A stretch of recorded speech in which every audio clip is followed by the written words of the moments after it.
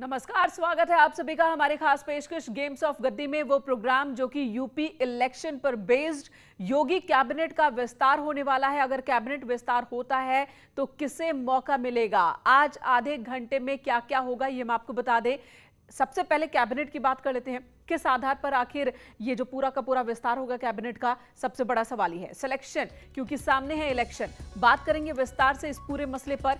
Pegasus के नाम पर एजेंडाधारी लगे हैं काम पर। जी हां, जासूसी के बहाने कौन सा एजेंडा आखिर सेट किया जा रहा है, जासूसी कांड पर योगी ने क्या कहा यह भी आपको बताएंगे। और बात फोटो पॉलिटिक्स की भी करेंगे कि आखिर फोटो पर हंगामा क्यों है बरपा।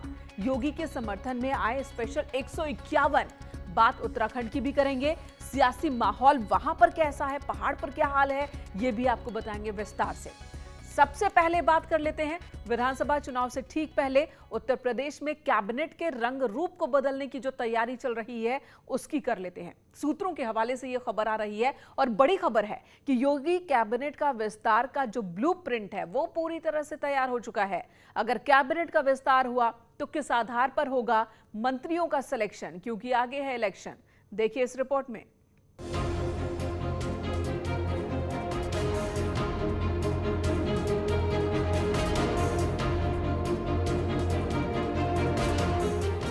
विधानसभा चुनाव से ठीक पहले उत्तर प्रदेश कैबिनेट में बदलाव की आहट है। पिछले 2 महीनों में दिल्ली से लेकर लखनऊ तक बीजेपी नेताओं ने जो मंथन किया उसका सार कैबिनेट विस्तार के तौर पर दिख सकता है। दिल्ली में बीजेपी के राष्ट्रीय अध्यक्ष जेपी नड्डा के घर यूपी बीजेपी नेताओं की हाई लेवल मीटिंग हुई, जिसमें जेपी नड्डा, बीएल संतोष, स्वतंत्र देव सिंह, सुनील बंसल शामिल हुए। सूत्रों की माने तो इस बैठक में कैबिनेट विस्तार पर विस्तार से चर्चा हुई। इस मुलाकात के दौरान बीजेपी के राष्ट्रीय संगठन महामंत्री बीएल संतोष भी मौजूद रहे। इस पूरी तकरीबन 1 घंटे चली चर्चा के दौरान मंत्रिमंडल विस्तार को लेकर गहन मंथन हुआ और ये तय किया गया कि अगले 3 से 4 दिन के अंदर केंद्रीय नेतृत्व अपना फैसला राज्य को सौंपेगा और उसके बाद मंत्रिमंडल विस्तार किया जा सकता है। इसके साथ साथ ये भी जानकारी मिल रही है कि 5 से 6 लोगों को मंत्रिमंडल में शामिल किया जा सकता है। जेपी नड्डा से मिलने के बाद एक और बैठक हुई जिसमें सुनील बंसल और स्वतंत्र देव सिंह थे। सूत्रों के हवाले से ये खबर है कि योगी मंत्रिमंडल में 5 नए चेहरों को शामिल किया जा सकता है। ये 5 लोग कौन होंगे, इसके बारे में अभी कोई नेता खुलकर नहीं बोल रहा।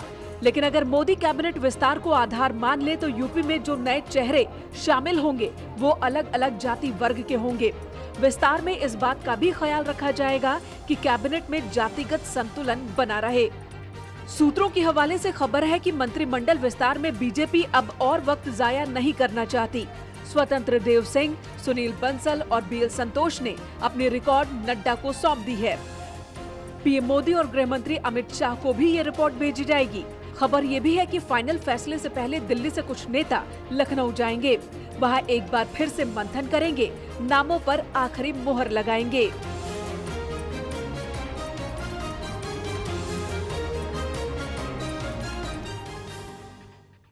जी हाँ, तो आखिरी मुहर अभी बाकी है, लेकिन जो खबर अभी तक आ रही है उसके मुताबिक 5 से 6 नए चेहरे योगी मंत्रिमंडल में आपको देखने को मिल सकते हैं। अगर विस्तार होता है तो विधानसभा चुनाव के सियासी समीकरण को भी ध्यान में रखा जाएगा। मोदी मंत्रिमंडल में हमने देखा कि यूपी के पिछड़े, अगड़े और दलित चेहरों को मौका मिला। सूत्रों के हवाले से खबर आ रही है कि योगी मंत्रिमंडल में भी जातीय संतुलन के साथ साथ क्षेत्रीय संतुलन को भी बनाने की कोशिश होगी। और अब अगली खबर का रुख कर लेते हैं। बात उस मुद्दे की करते हैं जिस पर पूरे देश में इस वक्त गहमा गहमी है। ये मुद्दा है जासूसी कांड और इसे लेकर संसद में विपक्ष का हंगामा बना रहा। स्थितियां ऐसी बना दी गई कि संसद में ठीक से काम भी नहीं हो पा रहा। पहले दिन भी हंगामा हुआ, दूसरे दिन भी ड्रामा हुआ। सीएम योगी आदित्यनाथ ने विपक्ष की इस हरकत पर तीखी प्रतिक्रिया दी है, लेकिन विपक्ष भी इस मामले में पीछे हटने के मूड में बिल्कुल नहीं। जासूसी पर अगर ऐसे ही होगा संग्राम तो आखिर कैसे होगा काम, ये सवाल न्यूज़ 18 उठा रहा है। प्लीज अपनी सीट पर जाएं। प्लीज। जासूसी के नाम पर एजेंडाधारी लगे काम पर, ये कहना है बीजेपी का। संसद की कार्यवाही के पहले दिन जो हुआ उसे दूसरे दिन भी सदन में दोहराया गया। फोन टैपिंग और जासूसी मसले पर दोनों सदनों में हंगामा होता रहा, जिसका नतीजा ये हुआ कि जनहित से जुड़े मुद्दों पर बहस ही नहीं हो पाई। विपक्ष का आरोप है कि उसके नेताओं और कुछ पत्रकारों की सरकार जासूसी करवा रही है। लेकिन सरकार सभी आरोपों को नकार रही है।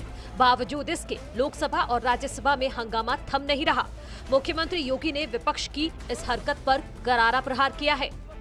इस सदी की इस महामारी से निपटने में सामूहिकता का क्या प्रभाव हो सकता है, इन सब मुद्दों पर जहां एक सार्थक चर्चा का मंच संसद होता, चर्चा का मंच न बना करके शोरगुल और केवल आरोप प्रत्यारोप के साथ ही तथ्यहीन और झूठे आरोप, मनगढ़ंत आरोप लगा करके देश की छवि को भी धूमिल करने का जो कुत्सित प्रयास हो रहा है।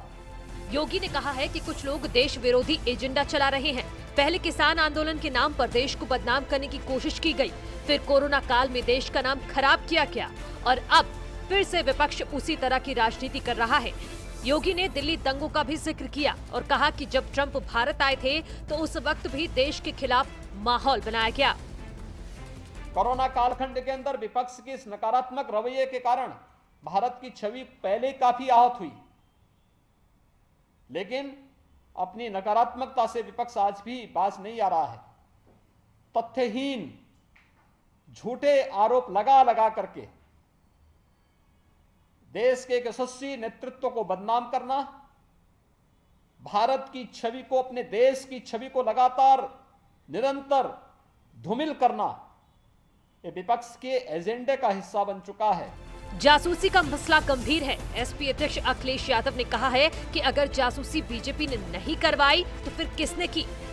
जब सरकार खुद इतनी ताकतवर है, फोन रिकॉर्ड कर करके आगे का सरकार क्या जानना चाहती थी, इसका जवाब तो देना ही चाहिए। और भारतीय जनता पार्टी ने अगर कराया है तो ये दंडनीय अपराध है। और अगर भारतीय जनता पार्टी की सरकार ये कहती है कि उनकी जानकारी में नहीं है, तो इससे बड़ा नेशनल सिक्योरिटी के लिए खतरा और क्या हो सकता है कि कोई इतनी बड़े पैमाने पे काम हो रहा हो और भारत सरकार को ये न जानकारी हो।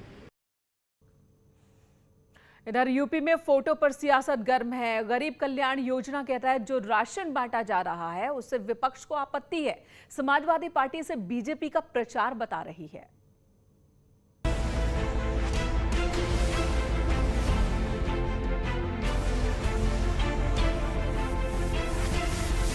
योगी सरकार की योजनाओं को जनता तक पहुंचाने के लिए बीजेपी और संघ कई दिनों से मंथन कर रहे थे। अब इसका असर भी जमीनी स्तर पर दिखने लगा है। गरीब कल्याण योजना के तहत जो राशन बांटा जा रहा था उसमें पीएम मोदी, सीएम योगी और दोनों डिप्टी सीएम की तस्वीर है। ये तस्वीर प्रदेश के सभी सरकारी राशन दुकान यानी कोठेदारों के यहाँ लगाई जा रही है। समाजवादी पार्टी को सरकार का ये कदम रास नहीं आया। 4.5 साल तक भारतीय जनता पार्टी की सरकार ने उत्तर प्रदेश की जनता के लिए कोई काम नहीं किया है।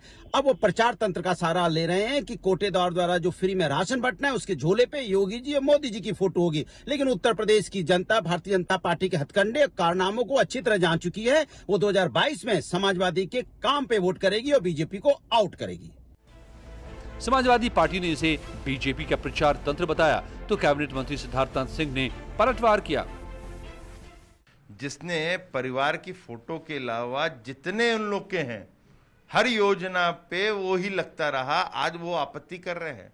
जबकि संवैधानिक मर्यादा में रहते हुए हम जितनी भी योजना लेकर आते हैं, चाहे केंद्र हो या राज्य में हो, उसको मुख्यमंत्री या प्रधानमंत्री के नाम से जानी जाती। ये भी प्रधानमंत्री गरीब कल्याण योजना है और प्रधानमंत्री एक संवैधानिक पद पे बैठे तो फोटो तो उनकी लगती है। सिद्धार्थनाथ सिंह ने समाजवादी पार्टी को उनका कार्यकाल याद दिला दिया। कहा कि एसपी सरकार में बच्चों की स्कूल बैग पर अखिलेश की फोटो छपी थी। अखिलेश ने जो लैपटॉप दिया था उनमें मुलायम और अखिलेश की फोटो लगे थे। अखिलेश तो मुख्यमंत्री थे, मुलायम सिंह किस संवैधानिक पद पर थे?